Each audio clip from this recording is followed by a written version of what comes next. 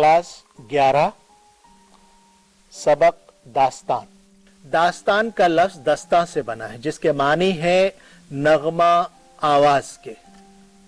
पुराने जमाने में लोग नगमों या गीतों के जरिए अपना दिल बहलाया करते थे और इंसान अपनी जिंदगी में उन लम्हात की तलाश में सरगर्दा रहता था जिसमें वो अपना दिल बहला सके, लुत्फ हासिल कर सके, खुशी हासिल हो। आज के जमाने में अगर आप देखें तो आज हमारे सामने टीवी सीरियल हैं, फिल्में हैं जो हमारे दिल बहलाने का एक सामान है। इनसे मालूमात भी हासिल होती है, बहुत सारी चीजें भी हासिल होती हैं, गौर व फिक्र की पहलू भी इसमें शामिल होते हैं, लेकिन असल जो बुनियादी मकसद है वो ये है कि इनसे लुत्फ हासिल होना और थोड़ी देर के लिए ही सही हम अपनी तकलीफ, हम अपनी मुश्किलात, अपनी परेशानियों को दूर कर देते हैं। दास्ताने अफसानवी नस्र की इब्तदाई नमूने होते हैं। जब लोगों के पास वक्त बहुत ज्यादा था, अपने जरूरियात कम थी, मसाइल कम थे, दिन भर काम करने के बाद शाम को जब आपस में मिलते थे तो अपने रोज की जो बातें थी, रोज के जो काम थे, रोज के जो कारनामे थे, वो एक दूसरे को बताते थे और जब उनका जिक्र करते थे तो ये ख्याल रहता था कि किसी तरह से सामने वाला उसको सुने, और सुनने के लिए जरूरी है कि उसमें कुछ ऐसे पहलू निकाले जाएं जिसमें सामने वाले की तवज्जो वहां पर बनी हो और उसके अंदर एक ज़ौक़ तजस्सुस भी रहे कि वो सुनना चाहे कि फिर क्या हुआ होगा। तो ये तमाम चीजें थी जिसमें दास्ताने वजूद में आई। धीरे धीरे ये तमाम मामलात बढ़ते गए, फिर बयान करने वाला जो है वो उसमें ऐसी चीजों को शामिल कर देता था या ऐसे किरदारों को शामिल कर देता था जो करीन क़ियास नहीं है, यानी जिस पर यकीन नहीं किया जा सकता। चूंकि उस वक्त इंसानी जहन इतना तरक्की याफ्ता नहीं था, इसीलिए इसमें जो किरदार हमें मिलते हैं वो जिन के, परियों के, भूत के, प्रेत के, चुड़ैल के, ऐसे किरदार भी बहुत, देवों के, और एक किरदार जो हैं वो ऐसे ऐसे कारनामे अंजाम देते हैं जो इंसानी कुव्वत या इंसानी ताकत से नहीं हो सकते या वो ये काम नहीं कर सकते। तो जब इन कामों की बात है तो जाहिर है वो सूरत हाल भी हमें पैदा करनी होती थी जिसमें ये कारनामे अंजाम दिए जाते थे। लिहाजा ये जो दास्ताने हैं वो उन फुर्सत के जो औकात थे, उन फुर्सत के औकात को खूबसूरती से गुजारने का एक जरिया थे। जब ये दास्ताने तहरीरी शक्ल में आई तो उनकी एक शक्ल मुतय्यन हुई। असल में दास्तान का जो फन है या जो दास्तान है उसका ताल्लुक सुनने और सुनाने से है। बोले हुए लफ्ज की अलग अजमत होती है। यहां पर सुनाने वाले के या दास्तान गो जो है उसके पास ये इख्तियार मौजूद होता है कि वो दास्तान को कितना छोटा कर सकता है और कितना बढ़ा चढ़ा कर पेश, यानी कितना मुख्तसर किया जा सकता है और कितना तवील किया जा सकता है। ये उसकी अपनी मर्जी पर है, उसकी अपनी सलाहियत पर है। लिहाजा जो दास्तानें हमें मिलती हैं वो दास्तानें कई कई हजार सफ़ात पर मुश्तमल है, कई जिल्दों में है। दास्तान अमीर हमजा 40,000 सफ़ात पर मुश्तमल और 46 जिल्दों में है। अलिफ लैला का किस्सा, ये इस तरह के जो दास्तानें हैं वो हमारे अफसानवी अदब का हिस्सा है। और जैसा कि पहले कहा कि अफसानवी नस्र का इब्तिदाई सूरत है, उनमें से एक है। दास्तान में और दूसरी सिन्फ में यही फर्क है कि दास्तान का ताल्लुक सुनने सुनाने से है। नावल, अफसाना, ये तमाम चीजें जो हैं वो तहरीर से ज्यादा ताल्लुक रखती हैं।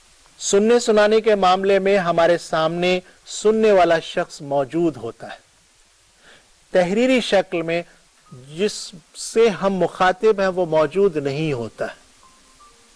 تو جب سامنے والا موجود ہوتا ہے سننے کے لیے تو ہماری بات کا کہنے کا انداز الگ ہوتا ہے, اور جب وہ موجود نہیں ہوتا ہے تو جو ہم تحریر کرتے ہیں وہ تحریر کی شکل ایک الگ شکل ہوتی ہے. یہ جو فرق ہے وہ داستان کو دوسری صنف سے الگ کرتا ہے. داستان کی بڑی خوبی یہ ہے کہ اس میں جو سب سے بڑی اور سب سے اہم چیز ہے وہ ہے داستان گوئی, یعنی داستان کو سنانا, داستان کو کہنے کا انداز, داستان بیان کرنے کا انداز بڑی اہمیت رکھتا ہے. اسی لیے جتنی بھی داستانیں ہیں ان داستانوں کو بھلے ہی ان کو تحریری شکل میں لے آئے ہوں اور وہ تحریری شکل میں آج ہمارے سامنے موجود ہے, لیکن ان کی تحریر میں بھی وہی فن, وہی خوبصورتی ہے جو بات کو بیان کرنے میں ہے یا قصے کو بیان کرنے کی صورت ہوتی ہے.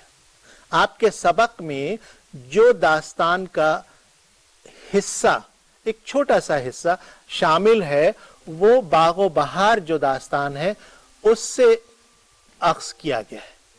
باغ و بہار قصہ چہار درویش کا اردو ترجمہ ہے جس کو میر امن نے اردو میں لکھا ہے. میر امن کا زمانہ 18ویں صدی کا زمانہ ہے اور دہلی کے رہنے والے تھے. جب دہلی کے حالات خراب ہوئے تو وہ دہلی سے جس طرح سے دوسرے شعراء اور ادبا دہلی سے نکل کر باہر آ گئے, لکھنؤ چلے گئے اور دوسرے علاقوں میں چلے گئے, میر امن بھی دہلی چھوڑ کر کلکتہ آ گئے.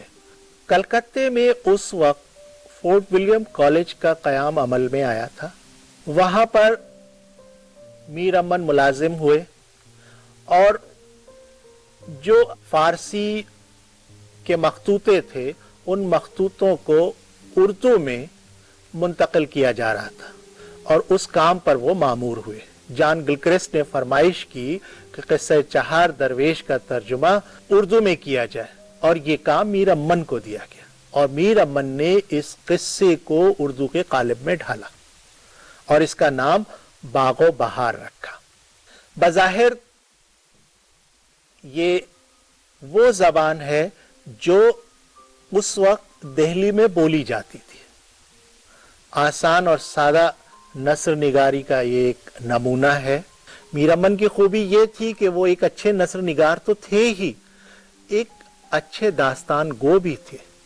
اس لیے جو داستان کا جو فن ہے, جو داستان کا انداز ہے, اس میں پوری طرح سے نمایاں ہوتا ہے.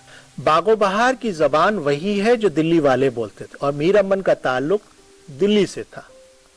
زبان بھی اس زمانے میں یعنی 19ویں صدی کے شروع کی جو زبان دہلی میں بولی جا رہی تھی اس زبان کا بہترین نمونہ ہے اور بہت ہی سیدھی سادے انداز میں.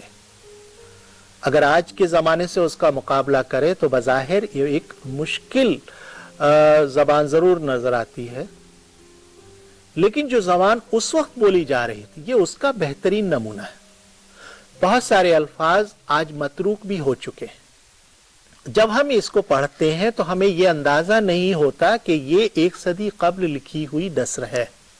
باغ و بہار کا جو قصہ ہے وہ قصہ چہار درویش کا اردو ترجمہ ہے. باغ و بہار اصل میں 4 درویشوں کا قصہ ہے اور ان 4 درویشوں کے علاوہ جو ملک روم ہے اس روم کے بادشاہ آزاد بخت کا بھی قصہ اس میں شامل ہے. تو اس طرح سے یہ 5 قصے ہیں جو اس میں شامل کیے گئے ہیں یا 5 لوگوں کی داستان اس میں بیان کی گئی ہے.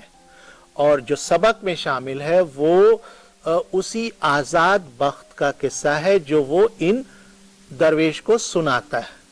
ہوتا یہ ہے کہ بادشاہ آزاد بخت اس کے کوئی اولاد نہیں ہوتی ہے اور کافی عمر گزر جانے کے بعد اس کو یہ خیال ہوتا ہے کہ اب اس کا کوئی وارث نہیں ہے تو اس کا کیا ہوگا, اس حکومت کو, اس عظیم الشان سلطنت کو کون سنبھالے گا.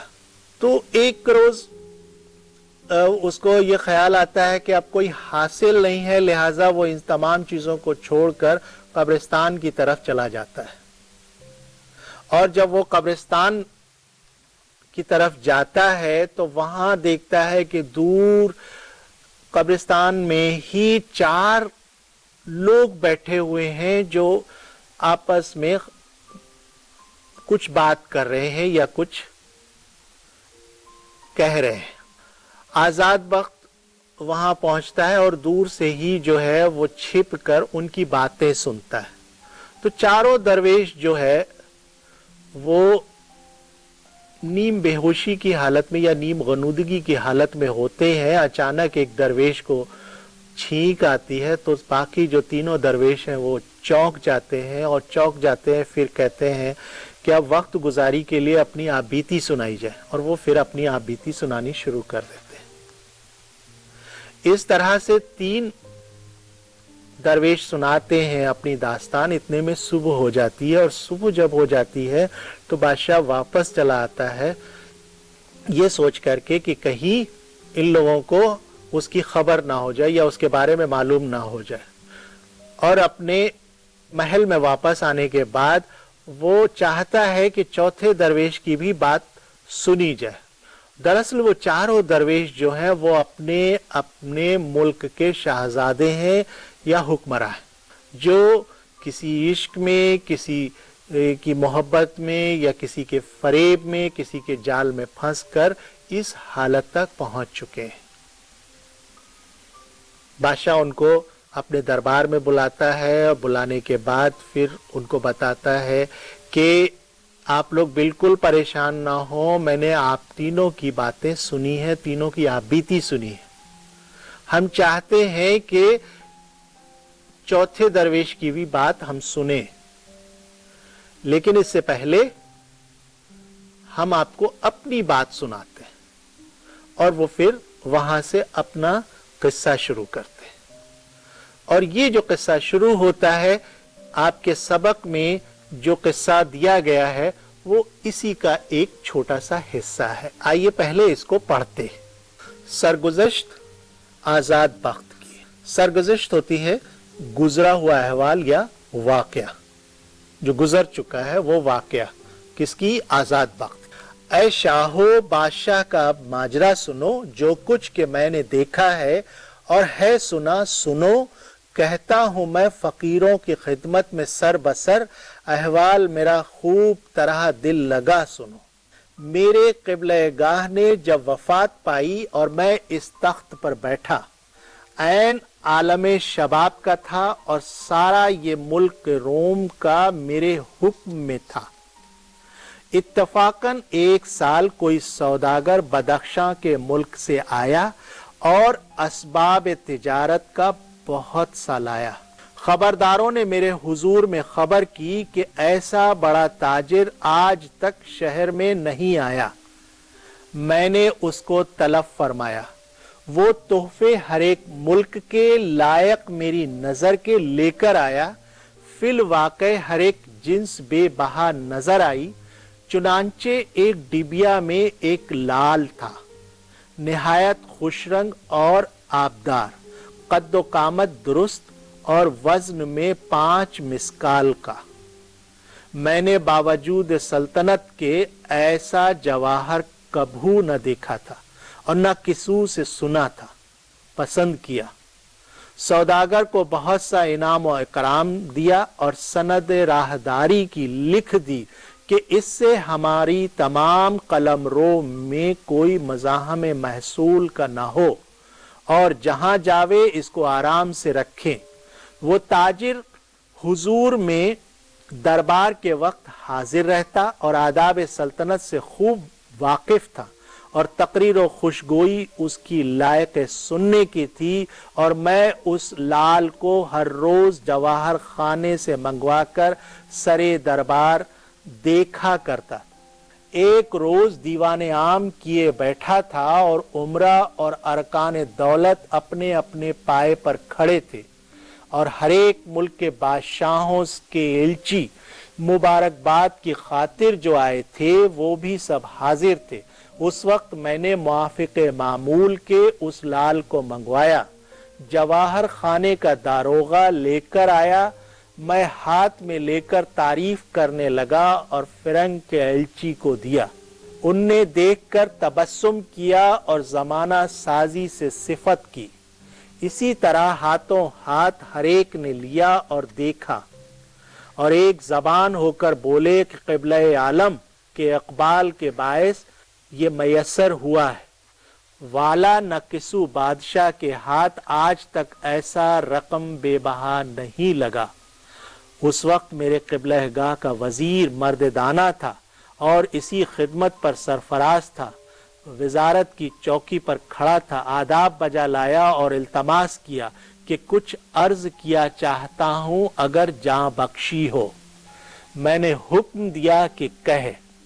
वो बोला, क़िबला-ए आलम आप बादशाह हैं और बादशाहों से बहुत बईद है कि एक पत्थर की इतनी तारीफ करें।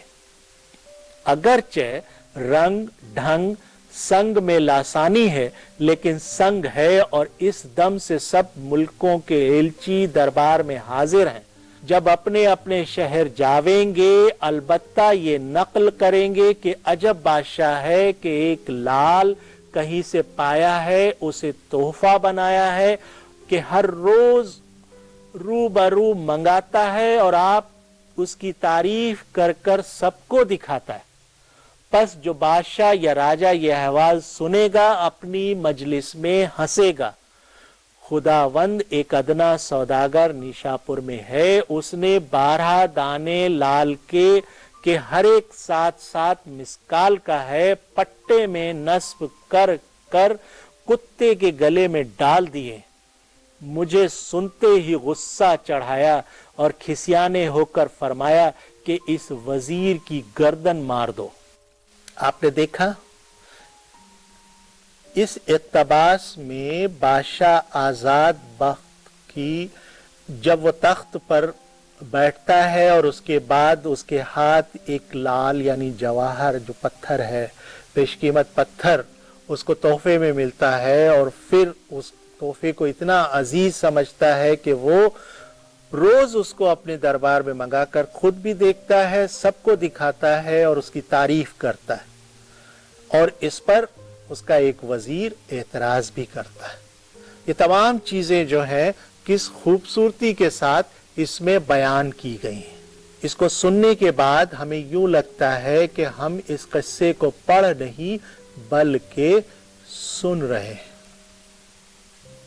वही अंदाज इसमें जो दास्तान का होता है वो मौजूद है कि सामने बैठकर कोई हमें दास्तान को सुना रहा है।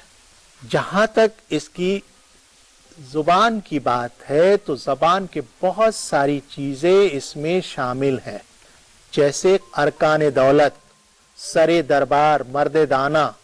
ये ऐसे अल्फाज हैं जो मुरक्कब अल्फाज हैं और ऐसे अल्फाज हमें बहुत इसमें मिलते, बहुत सारे अल्फाज इसमें मौजूद हैं। इस पर गौर करना चाहिए कि इजाफत के जरिए किस तरह से इनको मुरक्कब लफ्ज बनाया गया है। सरे दरबार यानी दरबार के सर, दरबार के सामने, सरे दरबार, या मर्दे दाना, क़िबला-ए-गाह, बादशाह के लिए ये तमाम अल्फाज इस्तेमाल हुए। तो इस तरह के बहुत सारे अल्फाज जो हैं वो इसमें शामिल हैं। दूसरी चीज इसमें जो है वो ऐसे अल्फाज भी आए हैं जिनका अब इस्तेमाल नहीं करते। कभू, किसू, किसू ने न सुना, न कभू किसी ने सुना। तो ये कभू को हम आज कभी कहते हैं, किसू यानी किसी ने ना सुना। तो इस तरह के अल्फाज भी हैं जो मतरूक अल्फाज में शुमार किए जाते, यानी जिनका अब इस्तेमाल तर्क कर दिया गया है। ऐसे अल्फाज मतरूक अल्फाज हैं। दूसरी चीज ये है कि इस दास्तान में हमें बहुत सारी चीजें ऐसी मिलती हैं जो हम आज के जमाने की जो चीजें हैं या उस जमाने में जिस जमाने में ये लिखी गई उसकी तमाम जो माशरती सूरत हाल है, जो उसमें रहन सहन है, जेवरात हैं, उसमें जो